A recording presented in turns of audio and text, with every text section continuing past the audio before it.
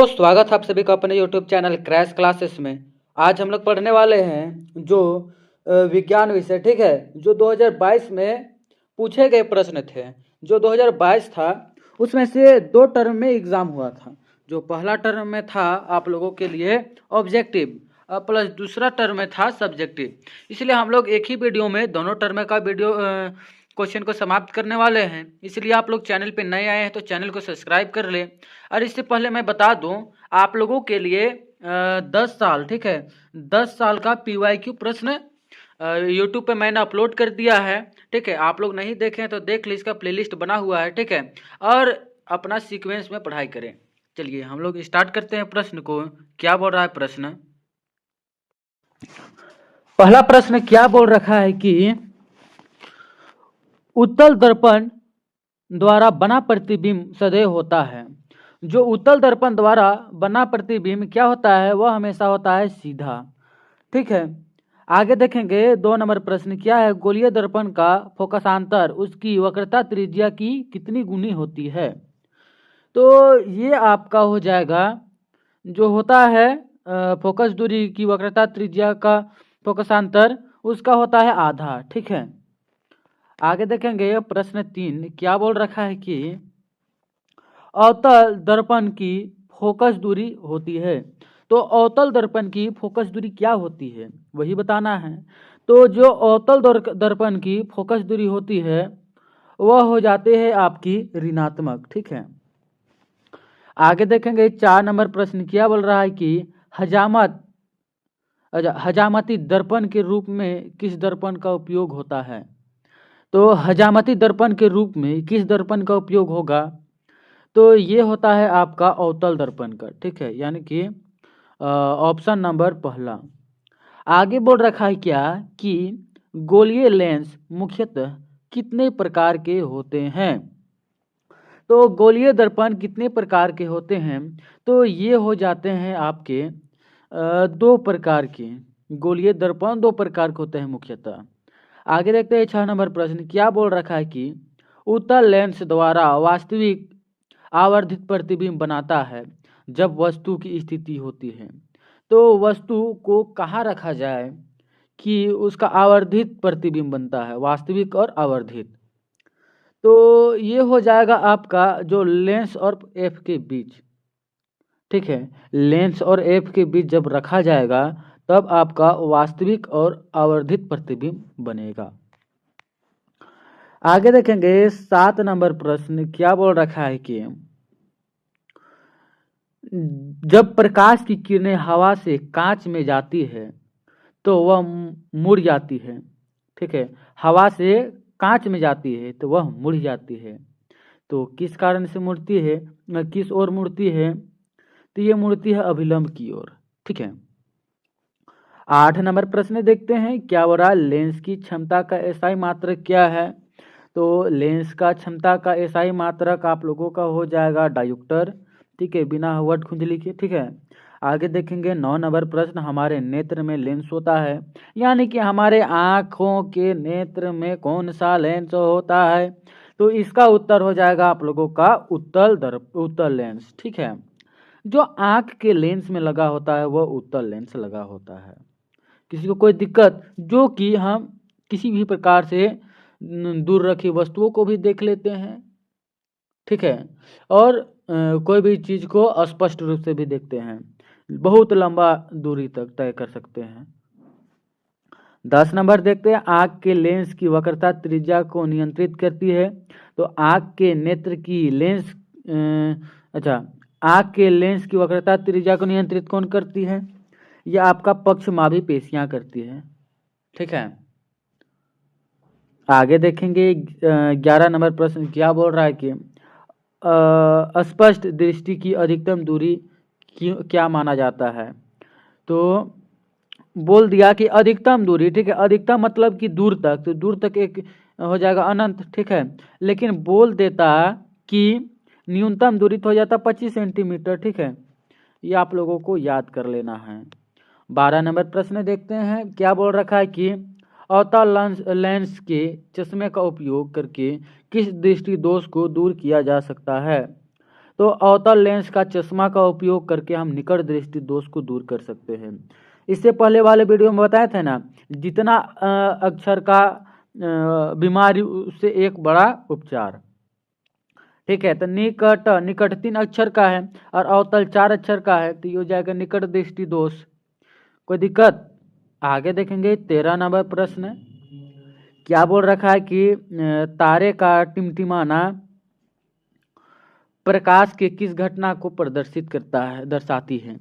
तो तारे का टिमटिमाना जो होता है वह हो जाएगा आप लोगों का प्रकाश का अपवर्तन के कारण होता है। ठीक है, आगे देखेंगे 14 नंबर प्रश्न किसी अभिक्रिया में भाग लेने वाले पदार्थ कहलाते हैं। किसी अभिक्रिया में भाग लेने वाले पदार्थ क्या कहलाते हैं? तो वे कहलाते हैं अभिकारक। ठीक है, जो भाग लेते हैं अभिकारक। ठीक है, और जो बनते हैं उसे उत्पाद कहते हैं। ठीक है, जैसे कि यहाँ बन रहे हैं CO2, ये हो गया आपका उत्पाद। अच्छा, ये हो गया उत्पाद, ये उत्पाद है, ये अभिकारक है। ठीक है, और ये अभिक्रिया हो रही है। आगे देखेंगे क्या है समीकरण CaCO3 उष्मा CaO + CO2 किस प्रकार की अभिक्रिया है। तो यह जो है किस प्रकार का अभिक्रिया है, तो ये हो जाएगा वियोजन अभिक्रिया। वियोजन अभिक्रिया मतलब कि एगो है, ठीक है, लेकिन इधर जाके दूगो हो जाएगा। ठीक है, और संयोजन किसे कहते हैं, इसका गोतिया भाई जस्ट उल्टा, ये दो गो है लेकिन आपस में जुड़कर एगो बनाता है, उसे संयोजन अभिक्रिया कहते हैं। ठीक है, ये याद कर लेना है। जैसे कि ऊपर में दो गो टूट रहा था, वियोजन हो गया। 16 नंबर प्रश्न देखते हैं, वसन कैसी रासायनिक अभिक्रिया है। वसन कैसी रासायनिक अभिक्रिया है, तो ये कौन सी रासायनिक अभिक्रिया हो जाएगी, तो ये आपका हो जाता है ऊष्माक्षेपी अभिक्रिया। ठीक है, आगे देखेंगे 17 नंबर प्रश्न क्या है कि निम्न में से कौन सी अभिक्रिया नहीं होगी। तो कौन सी अभिक्रिया नहीं होगी, तो इससे हम क्या जानते हैं, तो 17 का हो जाएगा आपका, ये जो अभिक्रिया है वो नहीं है। ठीक है, ZnSO4 + Cu। आगे देखेंगे 18 नंबर प्रश्न क्या है कि निम्न में कौन संतुलित समीकरण है, मतलब कि संतुलित किया गया समीकरण है। जब आप लोग गौर से देखिएगा तो जो 2 नंबर दिख रहा है वह संतुलित अभिक्रिया है, क्योंकि देखिए यहाँ आयरन 3 है तो इधर भी आयरन 3 है, 8 इधर है हाइड्रोजन, तो इधर भी 8 हाइड्रोजन है, ऑक्सीजन इधर 4 है तो इधर भी 4 है। इस प्रकार से ऑप्शन नंबर दूसरा जो होता है वह सही हो जाता है।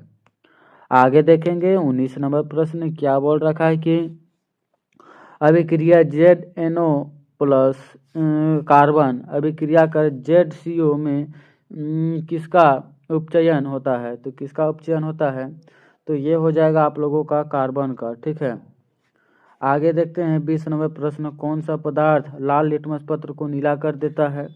तो लाल लिटमस पत्र को नीला कौन कर देता है, तो ये हो जाएगा आप लोगों का क्षार। ठीक है, अनील, अनिल याद करना, अनिल, अनिल, अम्ल, अ से अम्ल, अम्ल जो है नीला को लाल कर देता है। ठीक है, और लाल को नीला कौन करेगा, क्षार, जो कि ऊपर में दिया गया है। आगे देखेंगे क्या है, निम्न में कौन दुर्बल अम्ल है। दुर्बल मतलब कि कमजोर अम्ल है, तो कमजोर कौन रहेगा, देखिए यहाँ जो इसमें कमजोर अम्ल है वह हो जाएगा आप लोगों का ऑप्शन नंबर डी। आप लोग तार देखे हैं, जो जितना लंबा रहता है वह उतना ही प्रतिरोध उत्पन्न करता है और कमजोर भी होता है। ठीक है, इसलिए इसमें लंबा दिख रहा है आप लोगों का अभिक्रिया, ये भी एक ट्रिक हो जाता है कि कमजोर कौन होगा, जिसमें जो लंबा दिख रहा है। ठीक है, लंबा आदमी देखो थोड़ा कमजोर हो जाता है। आगे देखेंगे 22 नंबर प्रश्न क्या बोल रहा है कि अम्ल के जलीय विलयन में उत्पन्न होता है। तो अम्ल के जलीय विलयन में H+ आयन उत्पन्न होता है। ठीक है, और क्षार के जलीय विलयन में उपस्थित होता है, तो OH हो जाएगा क्षार। ठीक है, आगे देखेंगे हम क्या है 23 नंबर प्रश्न, दही में कौन सा अम्ल पाया जाता है। तो जो दही में कौन सा अम्ल पाया जाएगा, ये पाया जाएगा आपका लैक्टिक अम्ल। ठीक है, आगे देखेंगे 24 नंबर प्रश्न, अम्लीय विलयन का पीएच मान होता है। तो अम्लीय विलयन का पीएच मान क्या होता है? तो ये होता है आपका 7 से कम। अम्ल का 7 से कम, 7 से अधिक, क्षार का 7 के बराबर हो जाता है आपका विलयन। 26 नंबर प्रश्न देखते हैं क्या है कि अच्छा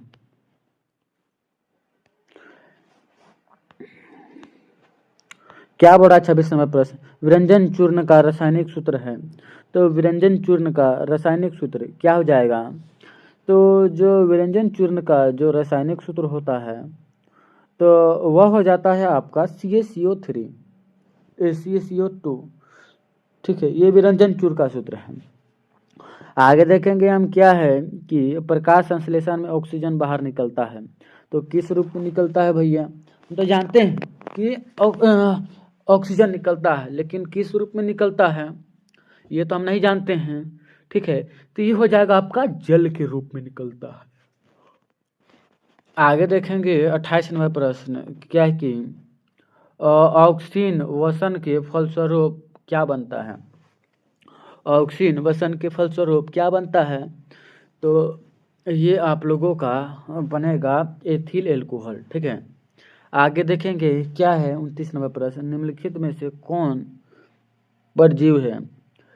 तो कौन परजीव हो जाएगा? तो ये हो जाएगा आप लोगों का प्लाज्मोडियम। ठीक है, ये आप लोगों का परजीवी है। 30 नंबर प्रश्न देखते हैं, रुधिर के तरल भाग को क्या कहते हैं? तो रुधिर के तरल भाग को क्या कहते हैं? प्लाज्मा कहते हैं। ठीक है, रुधिर का जो तरल भाग होता है उसे हम प्लाज्मा कहते हैं। ठीक है, वह जो होता है ठोस होता है। ठीक है, और ये 3 प्रकार का होता है, एक होता है RBC, एक होता है WBC, एक होता है प्लेटलेस। ठीक है, जिसे हम रुधिराणु भी कहते हैं। आगे देखेंगे क्या है, मछली की हृदय में कोष्ठकों की संख्या है। तो मछली की हृदय में कोष्ठकों की संख्या क्या हो जाती है? तो ये हो जाती है 2। ठीक है, मछली में 2, मेढक में 3, मनुष्य में 4। आगे देखेंगे पक्षी में भी 4 होता है। ठीक है, आगे देखेंगे क्या, मनुष्य में वृक्क एक तंत्र का भाग है जो एक संबंधित है। तो जो मनुष्य है तो वृक्क का एक तंत्र भाग है, उसे क्या कहते हैं? तो जो वृक्क है उससे क्या होता है? उत्सर्जन होता है। ठीक है, वृक्क मतलब किडनी, किडनी से क्या उत्सर्जन होता है? जो गलेसरी पदार्थ का सभी काम का चीज़ को अवशोषण कर लेता है और ब्लड के माध्यम से भेज देता है, जो इससे वेस्ट मटेरियल होता है उसे बाहर निकाल देता है। ठीक है, यानी कि उत्सर्जन का काम करता है। 33 नंबर प्रश्न देखते हैं, मैग्नीशियम पाया जाता है। तो मैग्नीशियम कहाँ पाया जाता है? तो ये हो जाता है आपका क्लोरोफिल में मैग्नीशियम पाया जाता है। आगे देखेंगे किसमें मुकुलन विधि द्वारा जनन होता है? तो मुकुलन विधि द्वारा जनन जो होता है वह हाइड्राम होता है। ठीक है, रस रोग किसके कारण से होता है? जो रस रोग होता है वह किसके कारण से होता है? तो ये हो जाएगा आपका विषाणु के कारण से होता है। आगे देखेंगे 36 नंबर प्रश्न क्या है कि परागाकेश में होता है। परागाइसिस गाकेश में क्या होता है? तो ये हो जाता है आपका अच्छा परागन हो जाता है। ठीक है, परागन क्रिया हो जाता है आपका पराग कोश में। केस लिखा है इसलिए थोड़ा सा कंफ्यूज हो रहा था। ठीक है, 37 नंबर प्रश्न देखते हैं, पूर्ण विकास अंडाशय कहलाता है। पूर्ण विकास अंडाशय क्या कहलाएगा? वो फल कहलाता है। ठीक है, आगे देखेंगे 38 नंबर प्रश्न, नवीकरणीय ऊर्जा स्रोत है। तो नवीकरणीय ऊर्जा का स्रोत क्या हो जाएगा? तो नवीकरणीय ऊर्जा का स्रोत क्या हो जाएगा? ये आप लोगों का हो जाएगा कोयला। ठीक है, आगे देखेंगे 39 नंबर प्रश्न क्या है कि सौर ऊर्जा को सीधे विद्युत में बदलने वाली युक्ति को क्या कहते हैं? तो सौर ऊर्जा को सीधे विद्युत में कौन बदलता है? तो ये बदलता है आप लोगों का सौर सेल। ठीक है, आगे देखेंगे क्या है, निम्नलिखित में से कौन मुख्यतः जैव गैस का संगठक है? तो जो जैव गैस का संगठन कौन हो जाएगा? तो ये हो जाएगा आपका मेथेन। ठीक है, ये था आप लोगों का ऑब्जेक्टिव प्रश्न। अब हम लोग देखते हैं सब्जेक्टिव प्रश्न, जो कि 2022 में उसी साल से ऑब्जेक्टिव और सब्जेक्टिव दोनों लेना चालू किया था।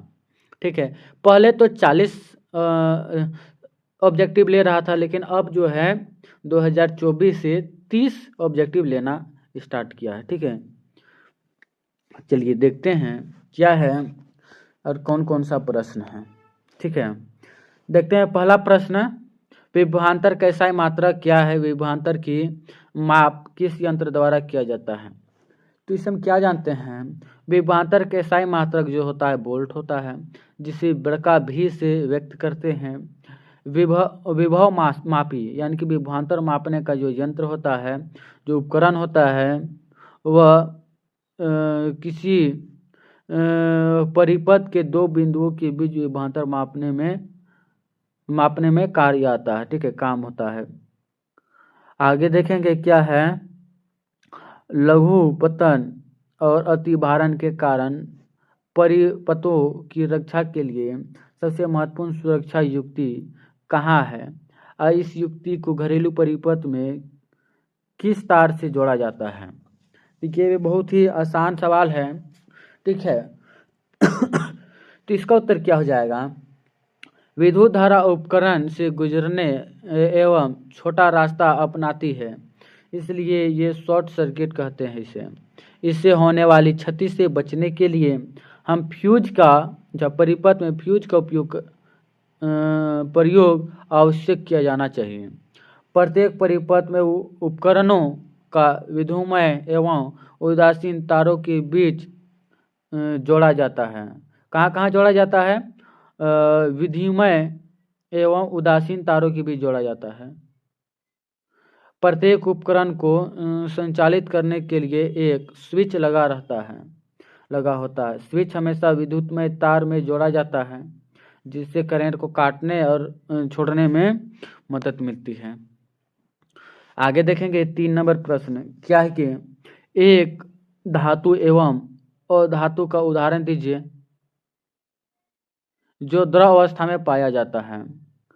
तो एक धातु और अधातु के उदाहरण में कौन कौन से आ जाएंगे? तो ये पहला जाता है मरकरी, जो पारा धातु होता है वह द्रव अवस्था में पाया जाता है।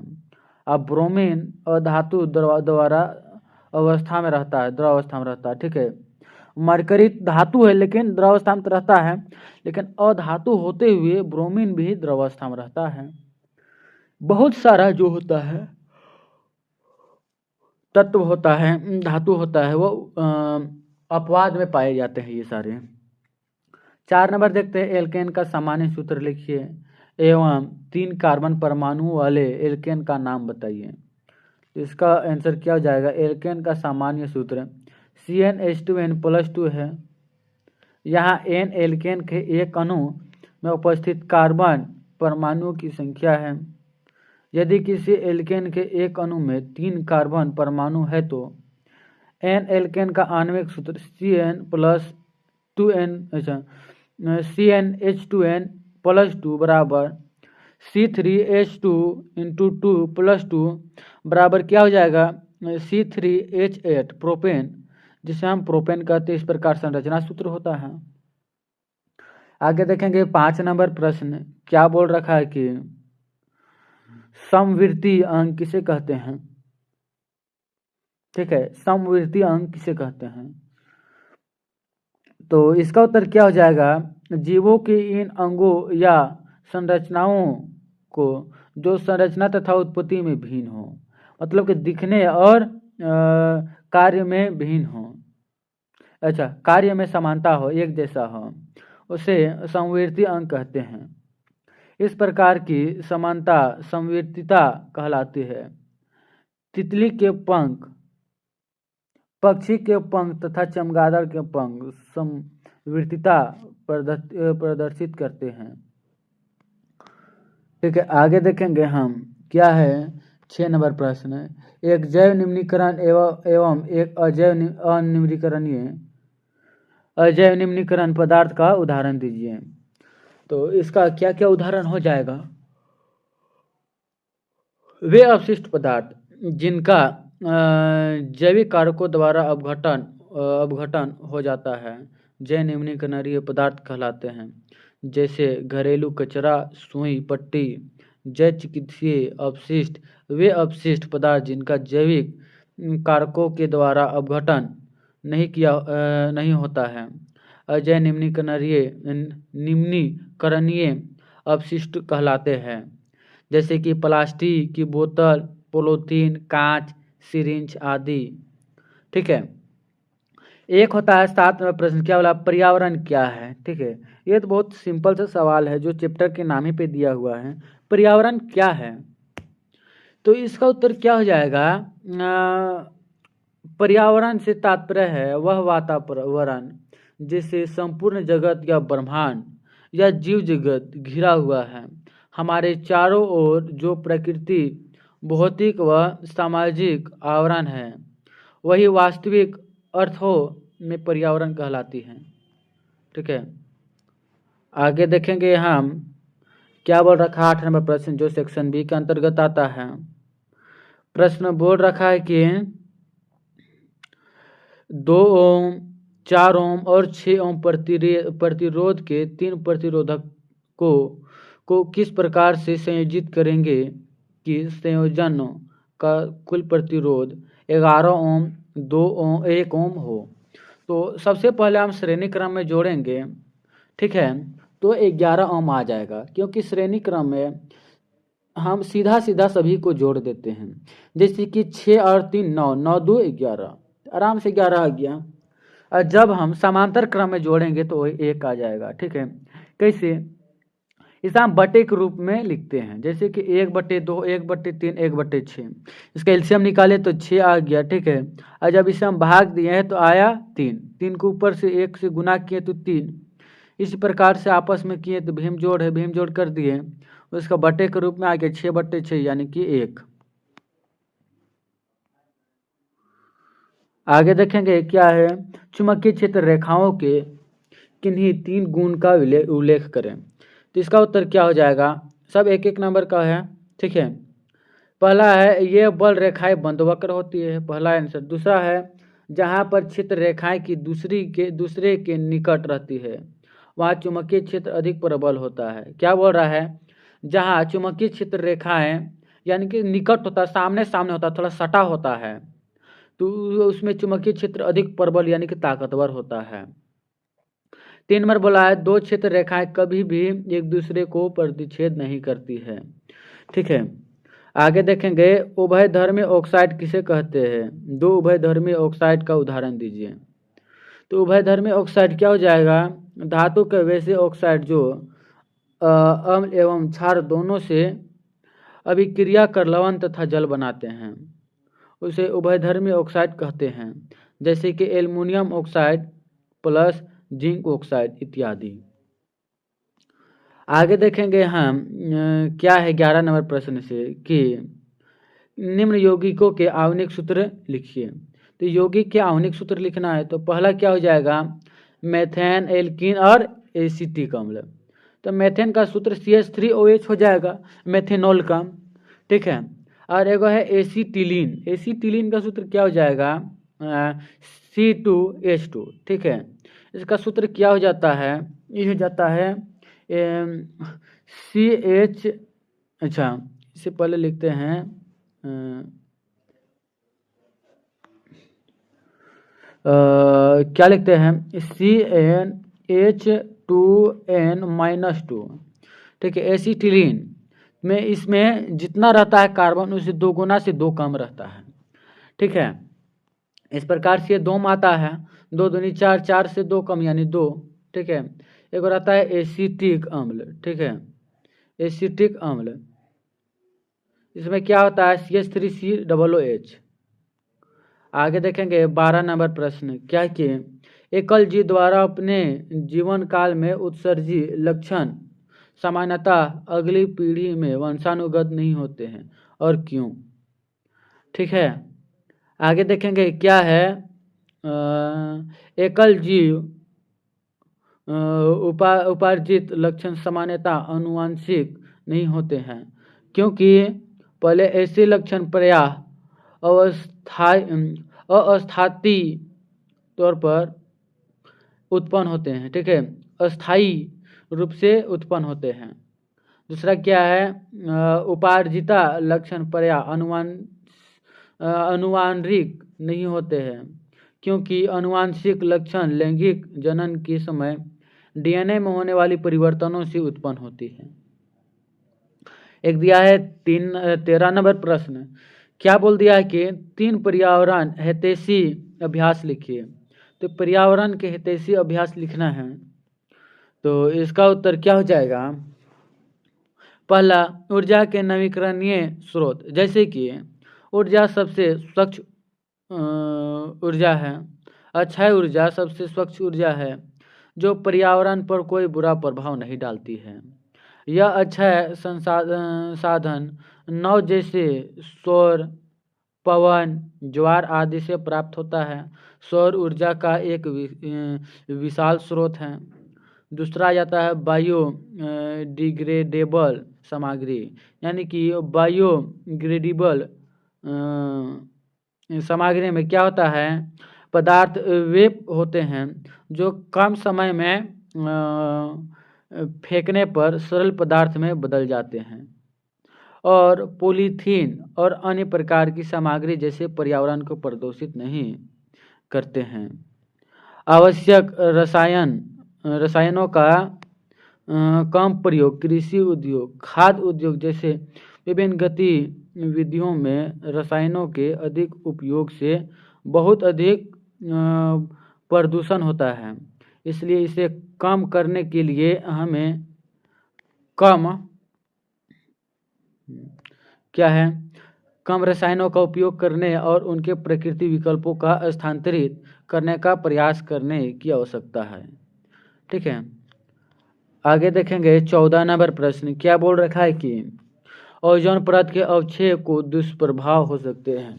ठीक है, यानी कि ओजोन परत जब नष्ट हो जाएगा तो क्या क्या दुष्प्रभाव हो सकते हैं। पढ़ते हैं, विभिन्न रासायनिक कारणों से ओजोन परत को क्षति बहुत तेजी से हो रही है। फ्लोरोकार्बन की वृद्धि के कारण ओजोन परत में छिद्र उत्पन्न हो गया है, मतलब कि छेदा हो गया है, धीरे धीरे हट रहा, जिसे सूर्य के प्रकाश में विद्यमान पैरामैग्नेटिक विकिरणें सीधे पृथ्वी पर आने पर जो कैंसर और त्वचा रोग के कारण बन सकते हैं।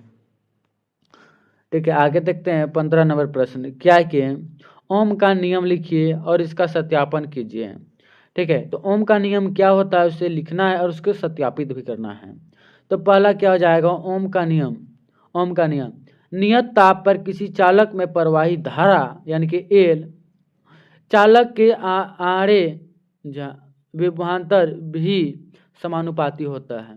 ठीक है, गतीय रूप में एल समानुपाती भी अथवा आई बराबर भी आर होता है, यानी कि जब हम समानुपाती हटाते हैं तो कांस्टेंट आर लग जाता है, जहां आर आई बटे आर समानुपाती नियतांक है। इस राशि को चालक का प्रतिरोध का है।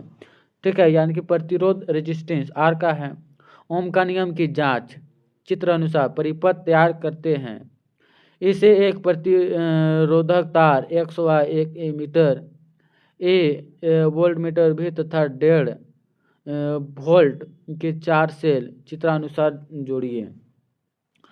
इस प्रकार से जोड़ने पे क्या मिलता है, तो ये आप लोगों को हो जाता है कार्यविधि कुंजी के को डालकर केवल एक सेल को परिपथ में लाते हैं। संयोजन इस समय एमीटर का पाठन तथा अनुरूप वोल्ट मीटर का गठन भी लेते हैं एवं सारणी में अंकित करते हैं। और अब के को निकालकर 2 सेलों को परिपथ में लाते हैं एवं के को डालकर एमीटर का पाठन एवं वोल्टमीटर का गठन भी लेते हैं एवं सारणी में अंकित करते हैं। इसी तरह 3 सेलों एवं 4 सेलों को परिपथ में लाबार पठनों को सारणी में अंकित कर लेते हैं।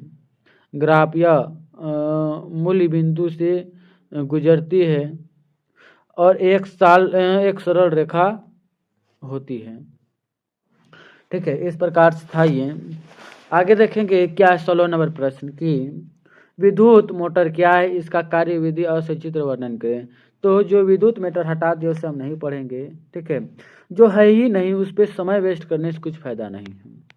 ठीक है, आगे देखेंगे नहीं तो झारखंड बोर्ड का यानी कि बहुत फेवरेट प्रश्न था वो। एक और क्या है प्रश्न बोल रहा था इलेक्ट्रॉन के स्थानांतरण के द्वारा सोडियम ऑक्साइड एवं मैग्नीशियम ऑक्साइड का निर्माण दर्शाइए। तो किस प्रकार से सोडियम ऑक्साइड और मैग्नीशियम ऑक्साइड का जो चित्र होता है किस प्रकार से दर्शाते हैं। इस प्रकार से हो जाता है। ठीक है, तो सोडियम में कितने अधिकतम कक्षते हैं, तो हो जाते हैं 8 पूर्ण होते हैं। ठीक है, तो इसलिए इसके पास -1 होता है। ठीक है, तो ये एक किसी से ले अच्छा +1 होता है। ठीक है, वह किसी को दे के अपना संयोजन पूरा होता है करता है। आगे देखेंगे मैग्नीशियम ऑक्साइड। ठीक है, इस प्रकार से होता है, आप लोग देख लीजिए। सोडियम ऑक्साइड में सोडियम प्लस एवं ऑक्सीजन माइनस आयन उपस्थित होते हैं। ठीक है, और मैग्नीशियम में 2 प्लस और ऑक्सीजन में 2 माइनस होते हैं। आगे देखेंगे हम क्या है समाव्यता किसे कहते हैं। ठीक है, समाव्यता किसे कहते हैं। पेंटेन के समायु के नाम एवं संरचना सूत्र लिखिए। क्या हो जाएगा इसका उत्तर कि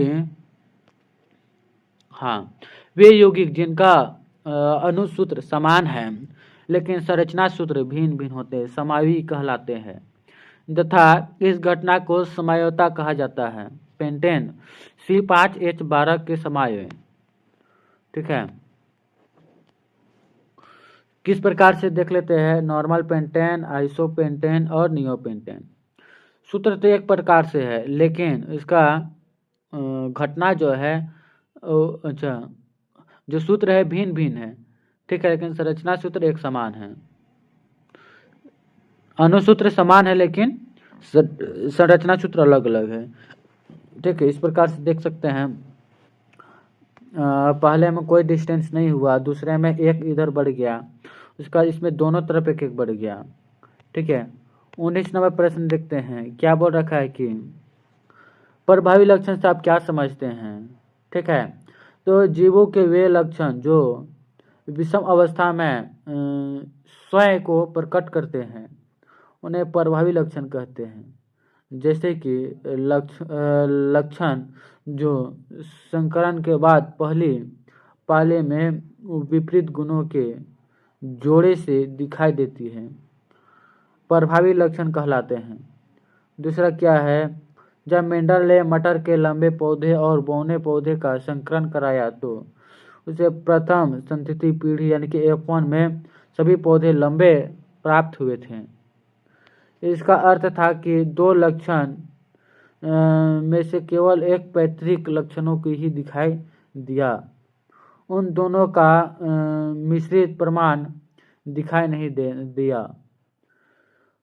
उससे पैतृक पौधे और ए पीढ़ी के पौधे को स्वपरागण से उगाया।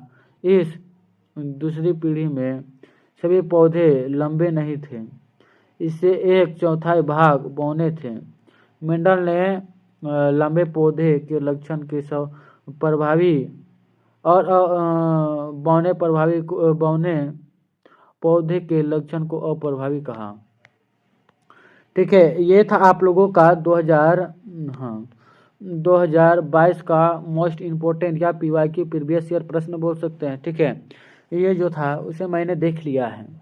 आप लोग इसे सीक्वेंस में पढ़ाई करना चाहते तो मैं तो पहले ही बोल दिया हूँ कि प्लेलिस्ट बना हुआ है, आप लोग जाकर अपना सीक्वेंस में पढ़ाई कर सकते हैं। आप बेल आइकन बटन को ऑन कर लें क्योंकि मैं जब भी वीडियो डालूंगा तो नोटिफिकेशन आपके पास सबसे पहले पहुँच जाएगा। ठीक है, फिर मिलेंगे अगले बेहतरीन टॉपिक के साथ। जय हिंद, जय भारत।